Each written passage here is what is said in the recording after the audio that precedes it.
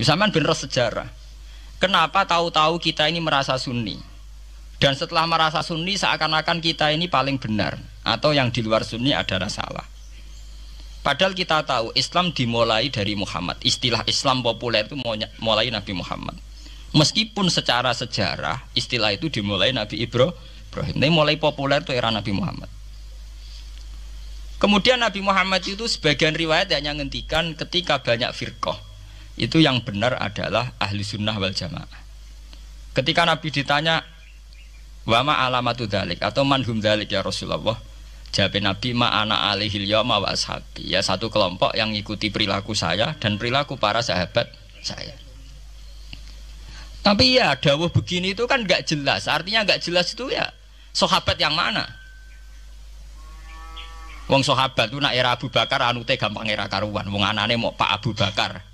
Era Umar enak anut ya ora karuan. Jenenge anane mau Pak Umar tok. Era Utsman jek rada enak. Bareng era Ali sahabat sing ndi? Sayyidina Ali bentrok ambek Muawiyah, ki anut sing ndi? Jare kelompok Ali sahabat sing bener Ali, jare kelompok Muawiyah ki anut sing ndi? Ki anut Ali kudu buak Muawiyah, anut Muawiyah kudu buak Ali. Anut P3 kiai ini iku nak PKNU iku kudu buak salah si sitok. Lane nak kiai PKNU pidato wong kudu anut kiai sampun mbah anut kiai tapi mboten jenengan tepaan kiai kula P3. Anggo sing P3 yang ngono wong kudu anut kiai pun mbah kula pun anut kiai cuma tepaan kiai kula PKNU. Lah padha era sahabat ki ngoten. Aku wis anut sahabat tepaan sing tak anut Sayyidina Ali. Jare pengikut Muawiyah aku ya anut sahabat cuma sing tak anut Muawiyah. Bar sakniki pun buletan bro. Lah semenjak iku wis bulet-buletan. Lah ning dinggon angger sejarah iku wis bulet. Wong sok suci itu paling bahaya dalam sejarah. Eling-eling santri sing khusuk-khusuk. Mulane mboten niki sejarah. Mulane Kiai Memun, kiai-kiai ngalim rata-rata gedeng santri khusuk dalam hal sejarah. Akhirnya ana kelompok sing sok khusuk, yaiku moh tukaran, ya moh partai, moh kelompok-kelompokan. Ngerasa bener dhewe iku sing disebut kelompok Khawarij. Wong Khawarij iku darani dosa gedhe murtad saking khusuke.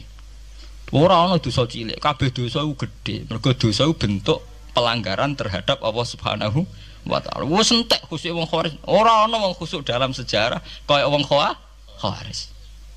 Tapi saking khusuke duwe akibat Ali ya diarani salah, Muawiyah ya diarani salah.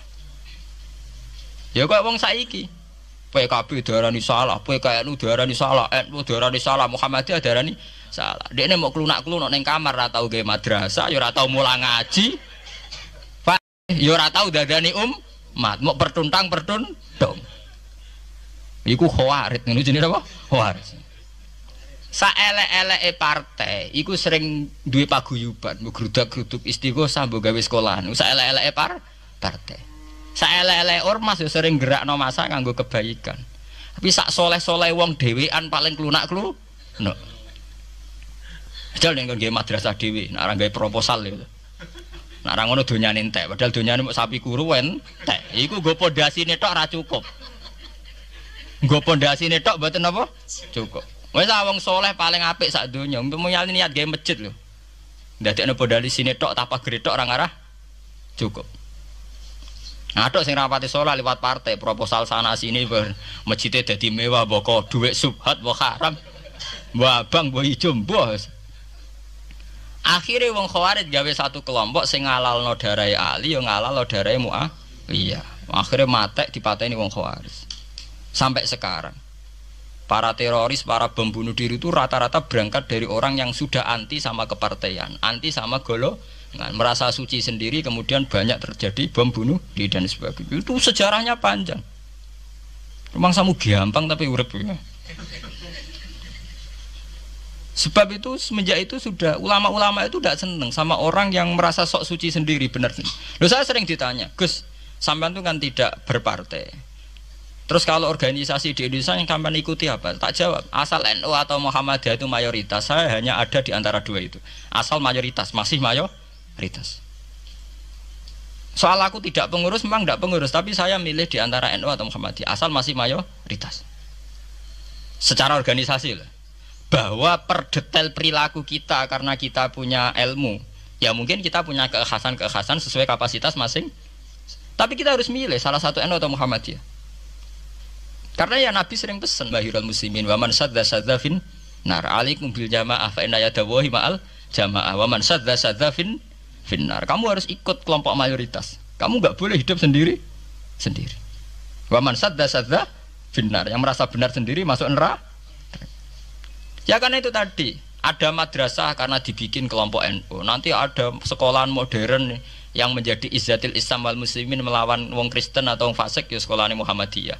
Ngerono madrasah ana turutan ana agar penceng jasane wong NU. Ana sekolahan sing iso bersaing mbek non muslim wae Muhammadiyah. Ya itu saja kita.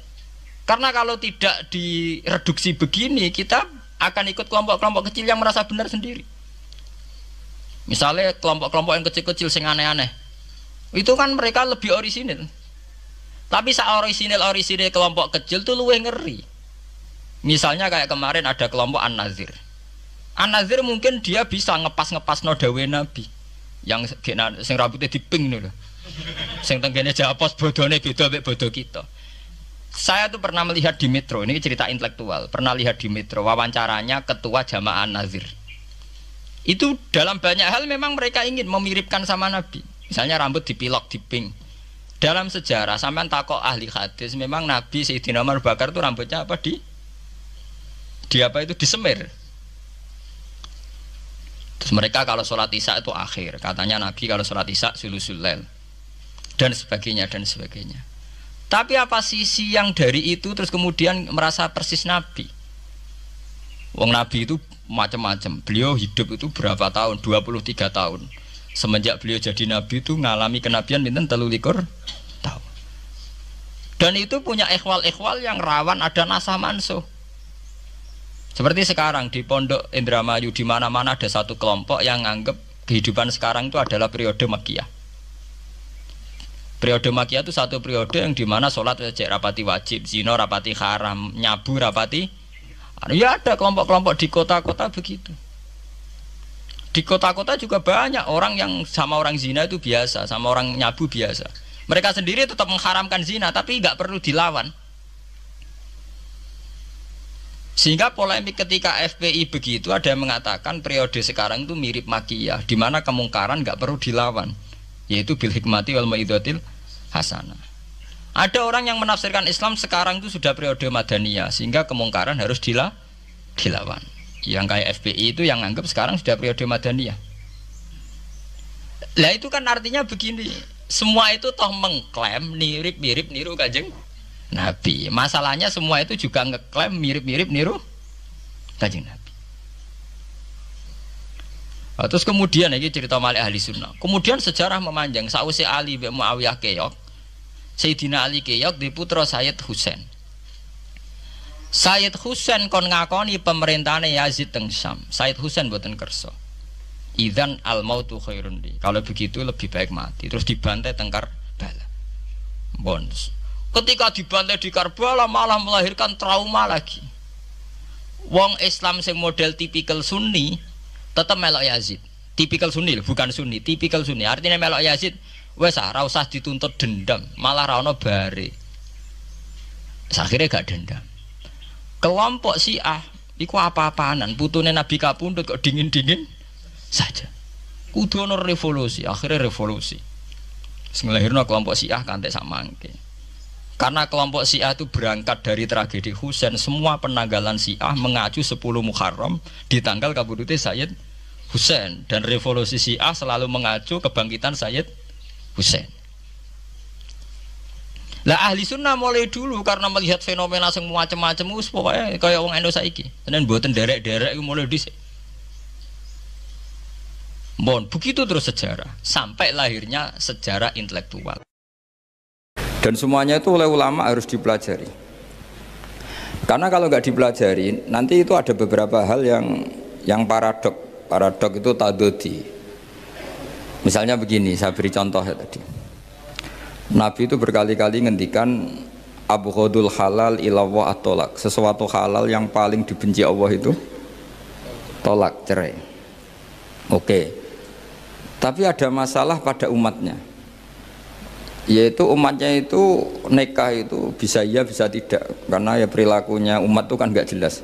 Kalau dalam guyonan kiai ya kadang umat Islam, kadang Islam yang kumat. Jadi potensinya ya dua itu, kadang umat Islam, kadang Islam yang kumat. Jadi ya potensinya itu. Sehingga dalam tradisi ulama kalau akad nikah itu fair secara ilmu. Ya saya ulang lagi, nikah dalam tradisi ulama itu unik. Sebetulnya itu nggak simpatik, tapi harus kita dengar. Sangat-sangat nggak simpatik. Kalau kamu dinikahkan kiai itu biasanya gimana? Uzawi juga alama amarakawahu bihi min imsakim bima'ruf au tasrihim. Itu kalau diterjemah itu maknanya itu kacau. Kamu saya kawinkan dengan satu perjanjian. Kalau sebaiknya terus ya terus, kalau sebaiknya cerai ya cerai. Barokahnya orang tidak tahu bahasa Arab itu ya amin amin.